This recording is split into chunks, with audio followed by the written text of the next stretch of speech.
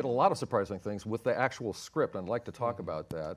First of all, the script clocks in, I think, at like 67, the draft I've read, 67 pages or so. And of course, a normal script, normal would be anywhere from 90 to 120. Of course, you have no dialogue, or little dialogue in the thing. Were you at all concerned about, you know, script readers out there kind of saying, wow, gosh, 67-page script? Yeah, I don't know if it was so much about the length of it. Granted, like, you're always taking a chance no matter what length your script is. You don't know how it's going to be received, but we just knew we wanted to write something that we would enjoy reading first and foremost. So, like, using images on the page to really heighten what the characters were seeing.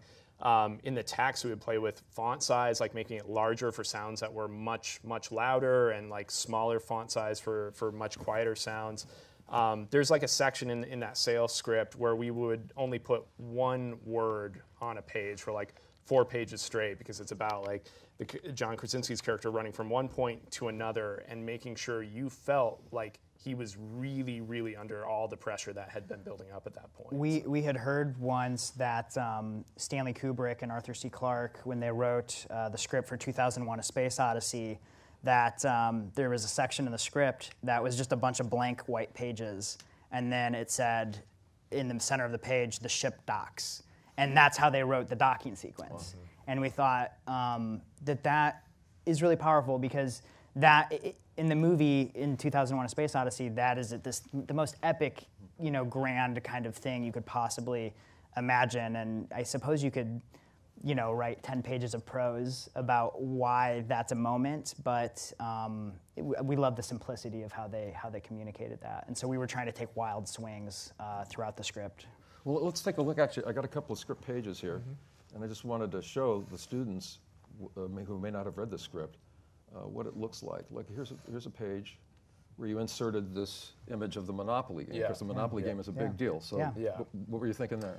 I mean, I think it was a standpoint where we knew the Monopoly sequence was going to definitely be like one of the first moments with the creature, at least let the suspense build to that point. And so we knew the family was going to be around this Monopoly game, and just wanted to really like lay out the idea of what this looks like. And in the sale draft, it was... This was a little different. Yeah, we used it to... It became kind of a way, eventually the family is able to use it as like a map. And it became a way for them to communicate with each other about the safety of moving around the particular location that they live in.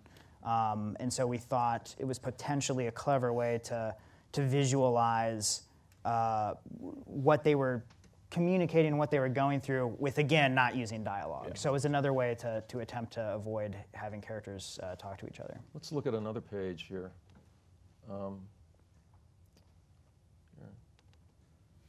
So, you included some graffiti.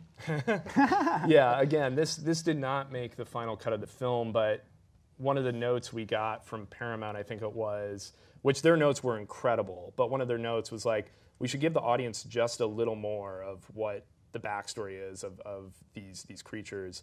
And so we were trying to answer, like, why are the creatures here? And we were like, to shut us the up. Like, isn't that the simple answer? Yeah, but our big thing is, like, you know, we try not to, we don't like explaining too much. It's like Scott and I have had lots of conversations about, you know, the aliens and the monsters and where they come from and what they are, but we wanted to play it, we wanted it to be mysterious. And I think, like, with playing with handwritten things in this, it's also to highlight important information in the script when it does come. So, like, there's a section in the script and in the film where they talk about different attempts that they had to eradicate, you know, these creatures that are coming after them. And we had like a handwritten list that we did in like Sharpie and like crossed it off in red pen. And that was simply to plant all these little morsels for the reader and for the eventual audience to have as much information as they needed without giving them much information either, and just kind of put a spotlight on the various like few pieces that we felt were important to enjoy the film.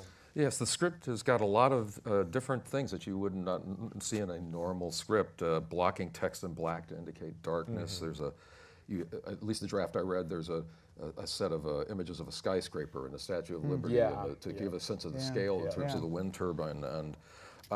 And so we were just talking about it back with Professor Quinn, Matt Quinn, about how your script has evidently created kind of a thing now where screenwriters are including images in their scripts. And so I'm wondering what you think about that, and let's maybe talk a little bit more broadly about the so-called screenwriting rules, because in effect you were breaking a lot of these so-called screenwriting rules. Well, it's always that thing where like you need to know the rules before you break them. So you need to have the basis of what story is, I think most importantly, versus like necessarily script formatting. For us though, we always like taking wild swings when there's intent behind it. I think, you know, just to throw images into a script to make it easier to read may not always be like the right direction necessarily, but if there's a reason why your characters have to show intent and that it helps to have these pictures on the page, like that's where the value comes into it. So. Yeah, it's a great way to communicate tone and style, and these are all things screenwriters think about all the time and don't necessarily get an opportunity to put it on the page. So I think there's something really cool about that. But I will say, like, it's not super practical. Like, by the time it was a shooting script, most of the images got pulled. Some of the weird font choices were still in there by the final, but it doesn't necessarily help a production team put a movie together. But I do think it helps sell a vision to producers, executives, agents, managers, cast, actors. You know, and it helps bring a team together on a unified front. Yeah, the writer's draft really is a selling script. Yeah. It's is, distinct from a shooting script. Yeah. And so our job is to sell the story as best we can.